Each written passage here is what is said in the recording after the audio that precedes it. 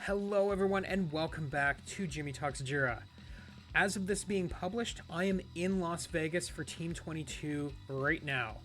If you are there in person, please feel free to come find me somewhere in the conference. I would love to have a conversation with you. This week, I'm doing a video inspired by March's Jira Heroes article. If you know who Rachel Wright is, she's a wonderful person, and her article is all about apps within your Atlassian instance, be it Jira or Confluence.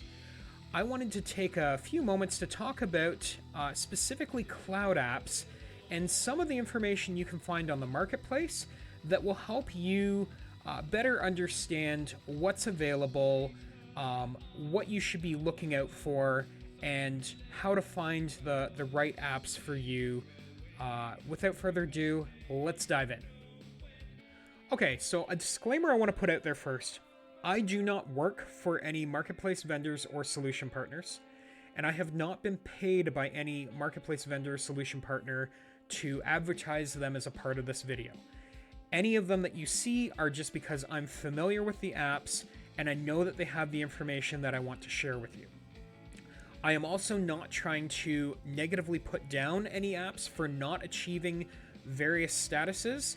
I know that everyone is working at their own pace to make the apps the best they can, and just because someone has not achieved the level that someone else has does not make it a bad app.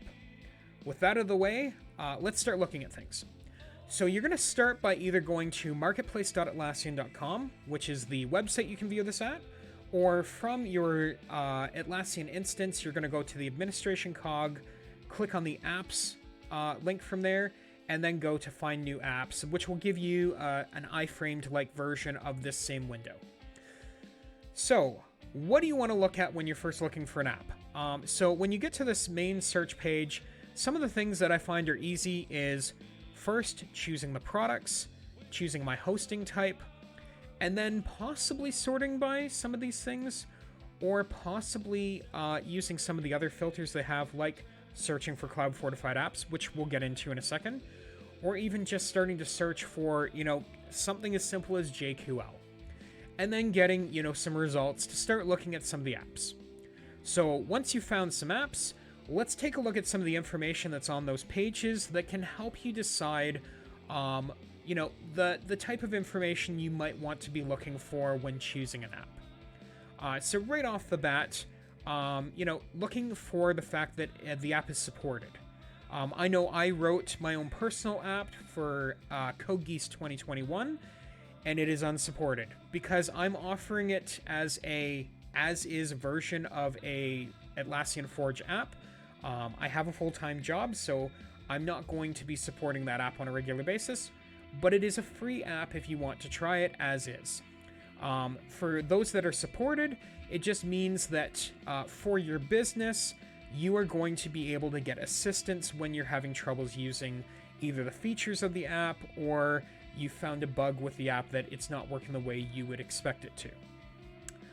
In addition to that, having information that is clearly displayed with either images and or a video walkthrough is definitely a thumbs up. I'm not saying it is absolutely required, but it definitely helps you identify if the app is going to solve the challenge that you're trying to,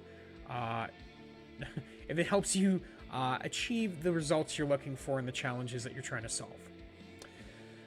Next, I want to now talk about that Cloud Fortified. So you will either see nothing, Cloud Security Participant, or Cloud Fortified. And this is a relatively new, we'll call it a certification process that Atlassian has put in place to basically put their rubber stamp that the vendor has gone through some extra due process to prove that they are doing some additional things to support their app. So if we look at the Cloud Fortified program here for a second, because I want to highlight some things on this, you will see that there are some things that the marketplace vendor needs to check off in order to achieve the various levels here. So if you look, participation in the bug bounty program, and we'll get to what that is in a second, as well as the security self-assessment. Having some reliability checks of making sure that this will perform at scale.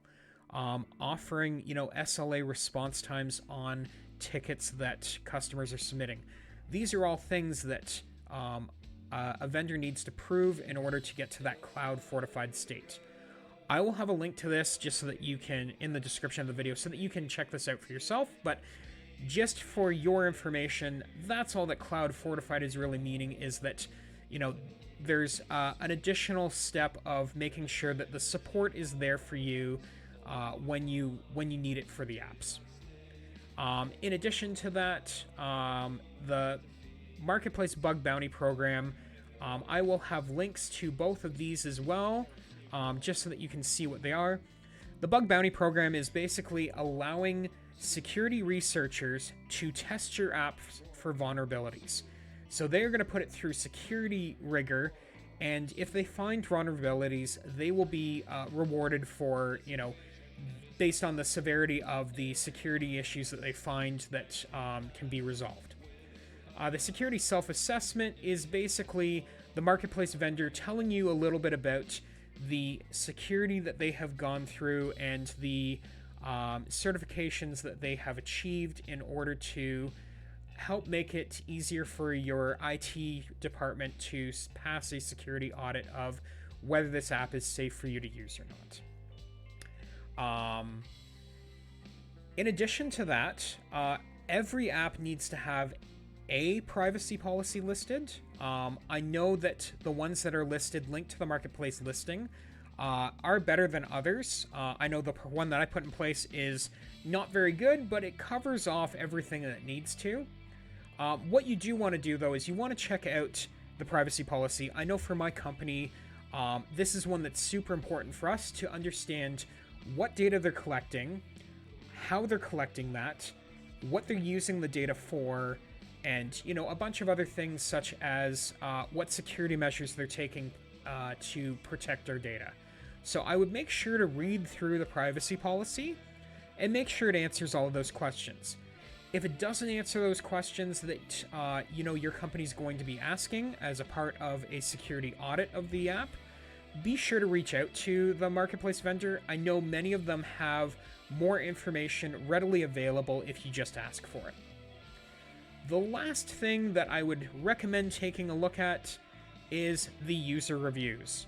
So as you can see, I think most people are familiar with ScriptRunner. I wanted to use this one in particular because of the number of installs and reviews that it has.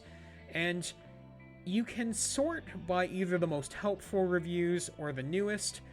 Personally, I like to look at the newest because they're probably more relevant for the most recent version of an app that has been released.